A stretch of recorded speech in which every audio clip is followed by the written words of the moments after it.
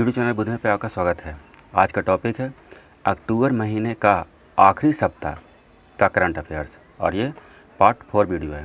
और इसके बाद एक पूरे अक्टूबर महीने का मोस्ट इम्पोर्टेंट करंट अफेयर्स आएगा, इसके बाद आएगा। चलिए अभी देखते हैं पार्ट 4 वीडियो अक्टूबर महीने का चौथा सप्ताह का। क्वेश्चन नंबर 1 से, राष्ट्रीय एकता दिवस कब मनाया जाता है? तो राष्ट्रीय एकता दिवस है जो 31 अक्टूबर को मनाया जाता है। आंसर तो हो जाएगा इसका ये। किस उपलक्ष्य में मनाया जाता है? तो 31 अक्टूबर 1875 को सरदार वल्लभ भाई पटेल का जन्म दिवस है। सरदार वल्लभ भाई पटेल का जन्म दिवस है 31 अक्टूबर 1875 को। और इन्होंने देसी रियासतों को भारत में एकीकृत किए थे, देसी रियासतों को, इसलिए इसी उपलक्ष्य में राष्ट्रीय एकता दिवस मनाया जाता है। और सरदार वल्लभ भाई पटेल का निधन कब हुआ था? तो 15 दिसंबर 1850 का हुआ था।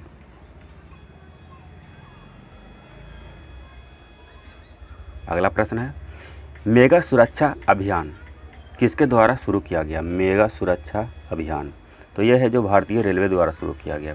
आंसर हो जाएगा अभी, भारतीय रेलवे में सुरक्षा व्यवस्था को और मजबूत करने के लिए मेगा सुरक्षा अभियान शुरू किया गया है। अगला प्रश्न है, अब यूरिया पूरे देश में एक ही नाम, एक ही ब्रांड और एक ही गुणवत्ता का होगा। यह किस ब्रांड से जाना जाएगा? तो ये ब्रांड भारत के नाम से जाना जाएगा। सी हो जाएगा इसका आंसर। यूरिया का किल्लत हमेशा किसानों को होता रहता है, इसलिए अब एक ही ब्रांड का होगा और वह ब्रांड है भारत। आंसर सी हो जाएगा इसका।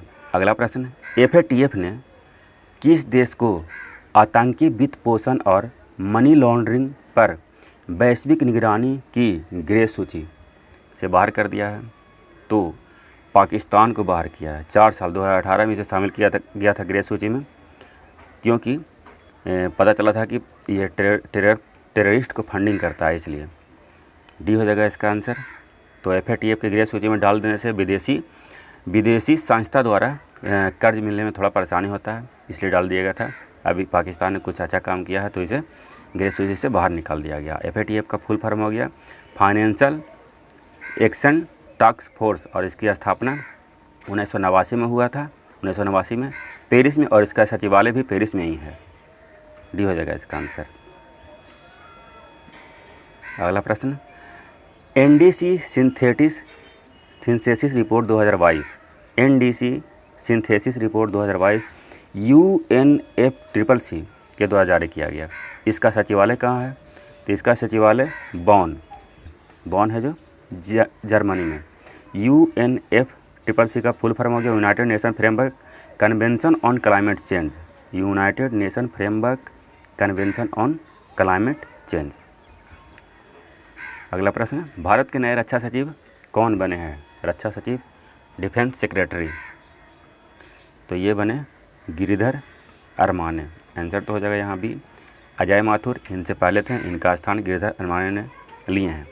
BD मिश्रा हैं जो अरुणाचल प्रदेश के राज्यपाल हैं, जिन्होंने हाल ही में मेघालय का कार्यभार, राज्यपाल का कार्यभार भी संभाला है। तो यानी कि BD मिश्रा हैं जो अरुणाचल प्रदेश और साथ साथ मेघालय का भी राज्यपाल हो गए। अगला प्रश्न, नासा के अनुसार ओजोन परत के छिद्र में कमी आई है। ओजोन का अधिकांश भाग किस मंडल में पाया जाता है? तो देखिए, ओजोन है जो क्षोभ मंडल की ऊपरी परत और अधिकांश भाग है जो समताप मंडल में पाया जाता है। आंसर हो जाएगा बी, स्ट्रेटोस्फीयर, समताप मंडल में पाया जाता है। अगला प्रश्न है, पीपल्स प्लान कैंपेन 2022 सबका योजना सबका विकास का आयोजन किसके द्वारा किया गया? तो पीपल्स प्लान कैंपेन पंचायती राज मंत्रालय द्वारा किया गया। आंसर हो जाएगा इसका ये पंचायती राज मंत्रालय द्वारा। अगला प्रश्न, मानगढ़ धाम हाल ही में चर्चा में रहा, यह आदिवासियों का प्रमुख तीर्थ स्थल है। किस राज्य में स्थित है? मानगढ़ धाम है जो किस राज्य में स्थित है? आदिवासियों का प्रमुख तीर्थ स्थल है, ये राजस्थान में है। आंसर डी हो जाएगा इसका। अगला प्रश्न, भारत के महापंजीयक एवं जनगणना आयुक्त, महापंजीयक एवं जनगणना आयुक्त registered general of India and census commissioner कौन नियुक्त हुए हैं? तो ये मृत्युंजय कुमार नारायण, आंसर तो इसका हो जाएगा ये। इन्होंने किसका स्थान लिया है? तो श्री विवेक जोशी का स्थान लिया है, जो इनसे पहले थे। सुजाय लाल थाओसेन, सुजाव लाल थाओसेन ये कौन है? तो ये सीआरपीएफ के नए महानिदेशक हैं। संदीप कुमार गुप्ता ये हैं जो गेल के महानिदेशक हैं, गेल GAIL गेल। और अनीश दयाल सिंह हो गए जो भारतीय तिब्बत सीमा पुलिस बल ITBP के महानिदेशक हैं।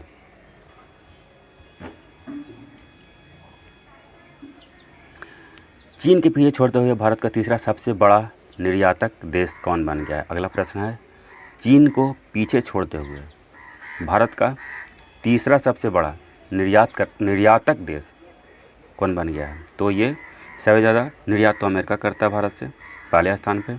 UAE संयुक्त अरब अमीरात ये दूसरे स्थान पे निर्यात करने में है। तीसरे स्थान पे चीन था, लेकिन अब नीदरलैंड हो गया है अक्टूबर 2022 से। सी हो जाएगा इसका आंसर, नीदरलैंड। अगला प्रश्न, इसरो ने वन वेब कंपनी के 36 उपग्रहों को श्रीहरिकोटा से LMV-3 launch vehicle mark 3 rocket से लॉन्च किया। वन वेब किस देश की कंपनी है? तो देखिए वन वेब है जो ब्रिटेन की कंपनी है, आंसर तो हो जाएगा बी इसका। और यह भारत का पहला कमर्शियल लॉन्च है, LMV-3 के जरिए भारत का पहला कमर्शियल।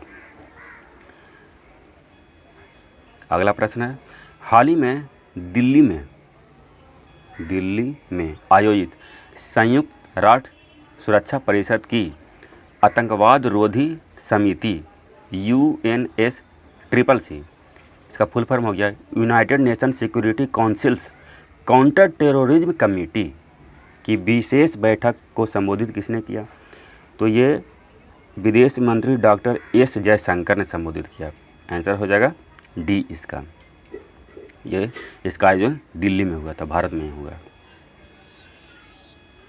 अगला प्रश्न है, वर्ष 2022 के बैलोन डी ओर पुरस्कार का विजेता कौन बने? ये फुटबॉल के क्षेत्र में ये दिया जाता है पुरस्कार।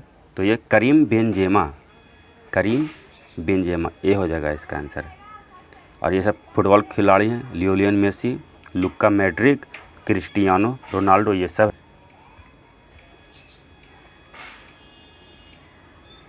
अगला प्रश्न, इंडिया रोड कांग्रेस IRC का 81वां अधिवेशन कहाँ संपन्न हुआ? तो इंडिया रोड कांग्रेस का 81वां अधिवेशन लखनऊ में संपन्न हुआ, आंसर हो जाएगा इसका ए। अगला प्रश्न, international federation of film critics द्वारा अब तक की सर्वश्रेष्ठ भारतीय फिल्म किसे घोषित किया गया? तो अब तक की सर्वश्रेष्ठ भारतीय फिल्म पाथेर पंचाली को घोषित किया गया, आंसर हो जाएगा इसका बी। और पाथेर पंचाली है जो निर्देशित किया गया है सत्यजीत रे के द्वारा, और सत्यजीत रे हैं जो ऑस्कर अवार्ड प्राप्त किए हुए हैं।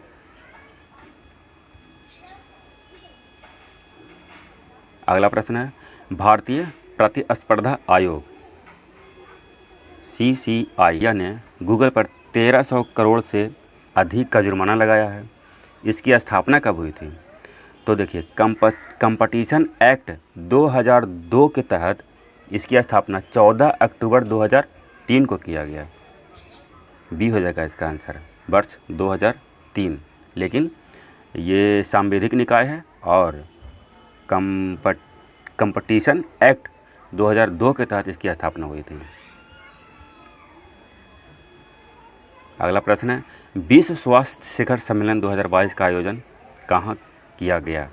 तो विश्व स्वास्थ्य शिखर सम्मेलन बर्लिन में, सी हो जाएगा इसका आंसर। और बर्लिन है जो जर्मनी में है, और इसका आयोजन प्रत्येक साल बर्लिन में ही होता है। अगला प्रश्न है, 12वां विश्व हिंदी सम्मेलन फरवरी 2023 में, और हिंदी सम्मेलन है जो 12वां है, कहाँ आयोजित किया जाएगा? तो फिजी में किया जाएगा, आंसर हो जाएगा इसका डी, फिजी में। और 11वां कहाँ किया गया था? तो ये मॉरिशस में किया गया था, और फिजी में 12वां आयोजित होगा, फरवरी 2023 में होगा। अगला प्रश्न है, मानव विकास सूचकांक ह्यूमन डेवलपमेंट इंडेक्स 2021-22 में 191 देशों में भारत का स्थान 132वां है। भारत का स्थान 132वां है। प्रथम स्थान पर कौन सा देश है? तो प्रथम स्थान पर स्विट्ज़रलैंड है, सी हो जाएगा इसका आंसर। उसके बाद दूसरे नॉर्वे और तीसरा आइसलैंड है। अगला प्रश्न, 2 भारतीय समुद्र तटों मिनिकॉय-थुंडी और कदमत समुद्र तट को ब्लू फ्लैग प्रदान किया गया है। यह दोनों निम्न में से किन राज्य या केंद्र शासित प्रदेश में है? तो ये दोनों है जो लक्षद्वीप में है। आंसर तो हो जाएगा इसका भी। और भारत में समुद्र तटों को ब्लू फ्लैग प्रदान 12 समुद्र तटों को भारत में ब्लू फ्लैग प्रदान किया गया है। इसे लगा करके पहले से 10 था और ये दोनों को लगा के 12 हो गया है। और ब्लू फ्लैग प्रदान करने वाली संस्था कौन है? जो यह डेनमार्क में स्थित है एक संस्था FEE, जिसका फुल फॉर्म होता है foundation for environment education. Foundation for environment education, जिसके द्वारा यह ब्लू फ्लैग प्रदान किया जाता है। तो भारत में टोटल समुद्र तट 12 हो गया जिन्हें ब्लू फ्लैग प्रदान किया गया। भी हो जाएगा इसका आंसर। अगला प्रश्न है, सिम्बेक्स 2022 का 29वां आयोजन भारतीय नौसेना की मेज़बानी में विशाखापट्टनम में हुआ है। यह भारत और किस देश के साथ युद्ध अभ्यास है? तो देखिए इसका नाम से पता कीजिए। एस से हो गया सिंगापुर, आई से हो गया इंडिया, एम से हो गया मैरीटाइम यानी कि नौसैनिक। तो Singapore India maritime bilateral exercise हो गया। सिंगापुर भारत और सिंगापुर के बीच में होता है। ये हो जाएगा इसका आंसर। अगला प्रश्न, उत्तर प्रदेश के नए रानीपुर टाइगर रिजर्व में किस टाइगर रिजर्व से करीब 27 बाघों को स्थानांतरित किया जाएगा? तो ये है जो पीलीभीत टाइगर रिजर्व से स्थानांतरित किया जाएगा। इसका आंसर हो जाएगा सी। और देखिए उत्तर प्रदेश में 4 टाइगर रिजर्व हो गए हैं। ये तो हाल ही में अक्टूबर 2022 में ही रानीपुर टाइगर रिजर्व को घोषित किया गया है। दुधवा टाइगर रिजर्व भी उत्तर प्रदेश में है, आमानगढ़ टाइगर रिजर्व भी उत्तर प्रदेश में है और पीलीभीत भी उत्तर प्रदेश में है। तीनों उत्तर प्रदेश में ही है। ये दुर्गावती टाइगर रिजर्व है, ये भी है जो मध्य प्रदेश में है और ये भी नया बनेगा टाइगर रिजर्व। जो पन्ना टाइगर रिजर्व के कुछ हिस्से को दुर्गावती टाइगर रिजर्व बनाया जा रहा है, क्योंकि केन बेतवा लिंक के कारण पानी जमा होगा, इसलिए वहाँ से बाघों को स्थानांतरित किया जाएगा दुर्गावती टाइगर रिजर्व में। तो आंसर तो इसका हो जाएगा सी। अगला प्रश्न है, लूसी अंतरिक्ष यान बृहस्पति ट्रोजन का अध्ययन करने वाला पहला मिशन है। यह किसके द्वारा लॉन्च किया गया है? तो लॉन्च तो किया गया है नासा द्वारा। आंसर तो हो जाएगा बी। और नासा का फुल फॉर्म है national aeronautics and space administration. और इसके द्वारा लॉन्च किया गया है लूसी अंतरिक्ष यान। अब बृहस्पति ट्रोजन क्या है? क्षुद्र ग्रह है। और क्षुद्र ग्रह एक जो सूर्य का चक्कर काटते रहता है, ग्रह से छोटा आकार, बहुत छोटा आकार में होता है, उसे क्षुद्र ग्रह कहते हैं। और क्षुद्र ग्रह प्रथम श्रेणी के क्षुद्र ग्रह है जो मंगल और बृहस्पति के पेटी के बीच में चक्कर काटता है। और ये ट्रोजन है जो दूसरे श्रेणी के क्षुद्र ग्रह है और यह बड़े ग्रहों को पेटी में चक्कर काटता है। तो यह हो गया नासा, इसका बी हो जाएगा इसका आंसर। और ये हो गया इस सेक्टर का आखिरी प्रश्न। देश में सुमंगलम अभियान चलाया जा रहा है। निम्न में से कौन सा कथन इससे संबंधित है? सुमंगलम अभियान से संबंधित कौन सा कथन है? तो पहला है ग्लोबल वार्मिंग को कम करने से संबंधित है। हाँ, ग्लोबल वार्मिंग से कम करने से संबंधित है। पर्यावरणीय समस्याओं का समाधान खोजा जा रहा है।